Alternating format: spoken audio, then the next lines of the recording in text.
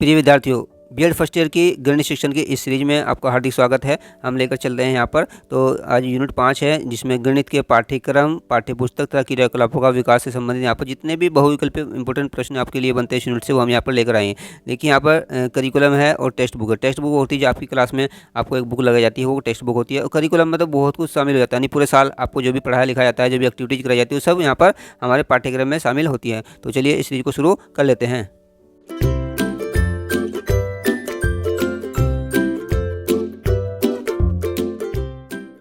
पाठ्यक्रम करिकुलम से संबंधित जो प्रश्न बनते हैं, देखिए प्रश्न 1, करिकुलम शब्द की उत्पत्ति हुई है, यानी ओरिजिनेट कैसे हुआ है। तो इसका देखिए विकल्प देख लेते हैं यहाँ पर। जर्मन भाषा से हुई है इसकी, या लैटिन भाषा से, या फ्रेंच भाषा से, इनमें से कोई नहीं। तो करिकुलम जो शब्द है उसकी जो उत्पत्ति हुई है वो लैटिन भाषा से हुई है, अतः विकल्प बी लैटिन भाषा से यहाँ पर सही उत्तर बनता है। नेक्स्ट प्रश्न 2, प्रकरण के आधार पर पाठ्यक्रम का संगठन कहलाता है। तो देखिए यहाँ पर विकल्प हैं चक्राकार विधि, या प्रकरण विधि, या केंद्रीय विधि, या इनमें से कोई नहीं। तो जो पाठ्यक्रम का संगठन यहाँ पर है वो देखिए यहाँ पर ये जो विकल्प बी यानी प्रकरण विधि, ये इसका केस मेथड यहाँ पर सही उत्तर बनता है। तो यही सही उत्तर होगा। प्रश्न 3, पाठ्यक्रम का अर्थ है, यानी करिकुलम मीन्स क्या होता है। देखिए विकल्प यहाँ पर विषय वस्तु, या विभिन्न प्रत्ययों से प्रकरण, या विद्यालय परिस्थितियों में क्रियाएं एवं अनुभव, या ये सभी। तो देखिए पाठ्यक्रम में हमने पहले ही बताया है कि पूरे साल जितने भी स्कूल में जो भी एक्टिविटी, जो भी स्टडी होती है, वो सब पाठ्यक्रम में शामिल होती है। इसलिए यहाँ पर विषय वस्तु ये भी सही है, विभिन्न प्रत्ययों से प्रकरण ये भी सही है, और जो जितनी भी परिस्थितियों में क्रिया अनुभव सब ये भी आते हैं। अतः यहाँ पर विकल्प डी ये सभी, ऑल ऑफ दीज यहाँ पर सही उत्तर होगा।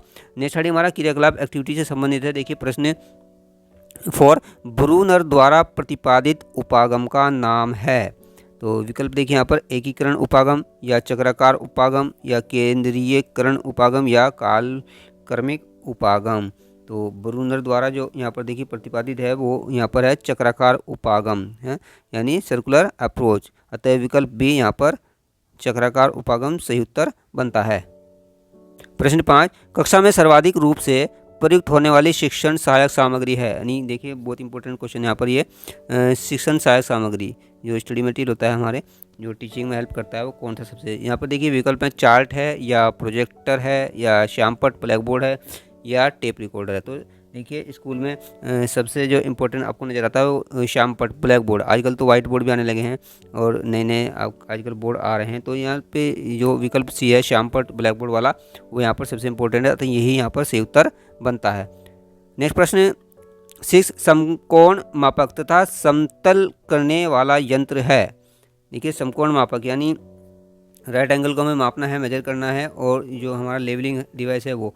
तो यहाँ पर देखिए लेवल है, या ट्रांजिट है, या सर्वे यंत्र है, या क्लिनोमीटर है। तो यहाँ पर ये ट्रांजिट है, वो यहाँ पर सही उत्तर होगा। तो विकल्प बी ट्रांजिट यहाँ पर सही उत्तर है।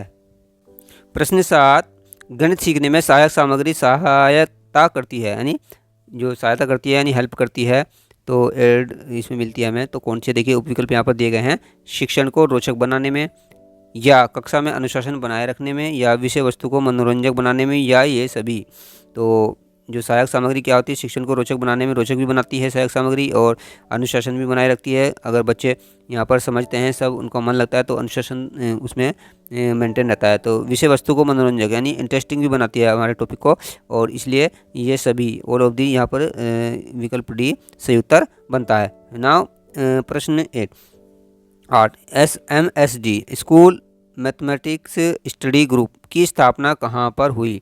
विकल्प देखिए यहाँ पर जापान में हुई, या रूस में हुई, अमेरिका में हुई, या भारत में हुई। तो यहाँ पर ये इसका सही उत्तर है अमेरिका में हुई थी। तो अतः विकल्प सी अमेरिका यहाँ पर सही उत्तर होगा। नेक्स्ट प्रश्न 9, वैदिक मैथमेटिक्स पुस्तक की रचना की, यानी जो वैदिक मैथमेटिक्स जो बुक है उसको किसने कंपोज किया, किसने इसको लिखा था।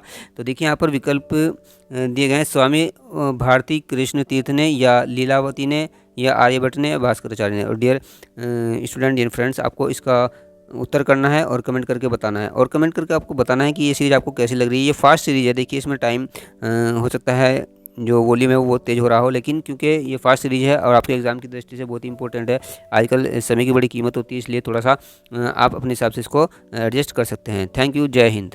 डियर स्टूडेंट एंड प्यारे बच्चों, अगर आप ये सभी सीरीज के नोट्स पढ़ना चाहते हैं और अपनी नॉलेज को बढ़ाना चाहते हैं तो आप डिस्क्रिप्शन में जाकर यहाँ पर जितने भी हमारी या वेबसाइट पर जाकर आप इन सभी नोट्स को यहाँ पर पढ़ सकते हैं और अपनी अध्ययन को जारी रख सकते हैं।